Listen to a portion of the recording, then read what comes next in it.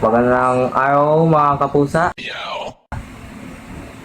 Ako po si Emil na may pangil na maghahatid sa inyo ng mga mahalagang balita para sa araw na ito.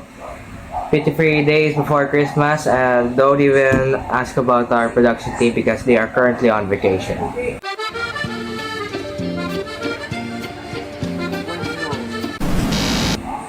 Yes, you heard me right.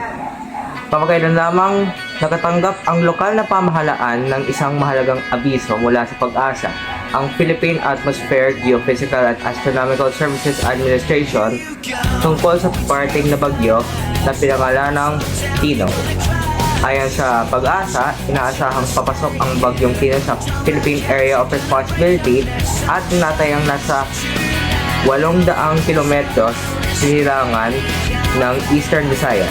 Patuloy nating subaybayan ang kalagayan ng sinasabing Keroonan.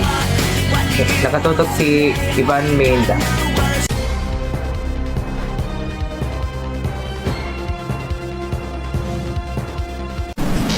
Hello there everyone, I am Ivan Ho. And I am officially back. Yes! Yes! Yes! Yesterday, I was supposed to attend a live meeting at the new football stadium grand opening at Italy. Except that my flight has been cancelled due to budget cuts. And there's nothing I have to do with that. Okay, now it took me 2 hours long to finish this report as part of the segment of the broadcast. Because a while, I had been stung by a horde of bees because I mistook it as a tree branch, and I accidentally sprayed perfume on it. And now the queen is very angry at me.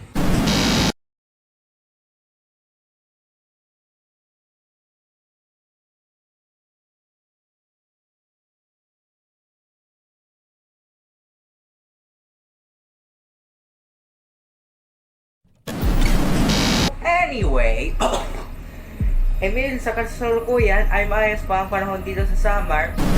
Nandito din ako at walang anumang abala. Ngunit malaki ang putob ng mga residente dito kung kailan sa eksaktong panahon kasama ang bagyo.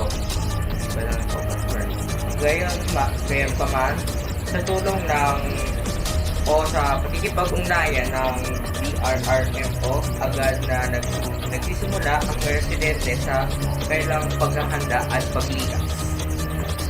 Pagkilos na rin ang mga opisyal ng bawat barangay upang magbigay ng napapanahong abiso tungkol sa bagyo, bago pa man ito dumating. Eto ba, noong ako'y gumagala sa isang barangay, meron akong nakausap na isang residente, gusto niyang magbahagi ng kanyang opinyon tungkol sa lahat ng to.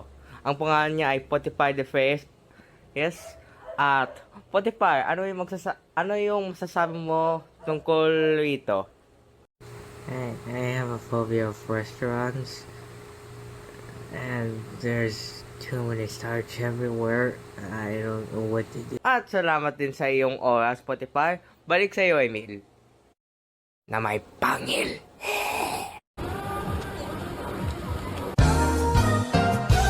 Sandali lang po at babalikin po kami sa balita. Is your baby crying? I'll make them stop.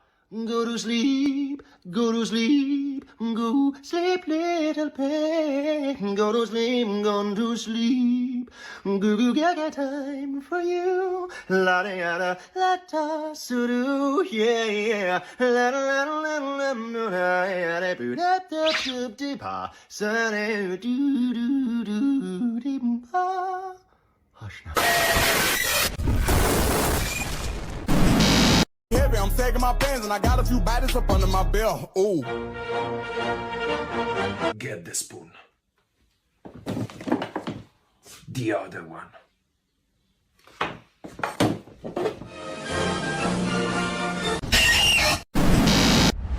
See this? This is the reality we face today. people chanting meaningless numbers on the streets.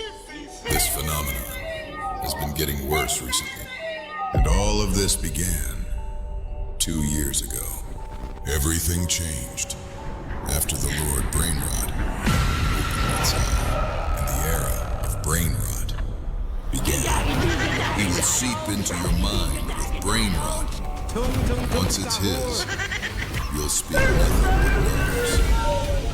Just like these people, locked in the basement. And only you can undo all of this, Agent Thundercock. And how do you want me to proceed, General? Defeat Lord Brainrot and reset the memes. Throw this special bomb into the center of his eye. Then the great meme reset will be triggered, and the brain rot shall vanish. People will regain their sanity. But do not smell it. It is made out of Grandma's fat. Sa ngayon, pinagpaplanuhan ng mga residente ang kailang paglikas sakaling tumama ang bagyo. Para sa buong detalye, tutukan natin ang pagsusuri ng ating meteorologist. Mabuhay! Okay. Salamat sa iyo, Emil. Ako pala si Nathaniel Cross. Ang inyong meteorologist para sa ating weather forecast ngayong araw.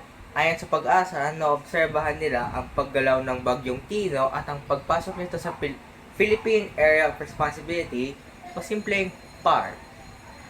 Gaya ng sinabi, tinatayong 800 kilometers ito sa Eastern Visayas ng Pasilangan, kung kaya't nag-anunsyo ng signal number 2 rito, pati na sa Samar, Eastern Samar at Leyte.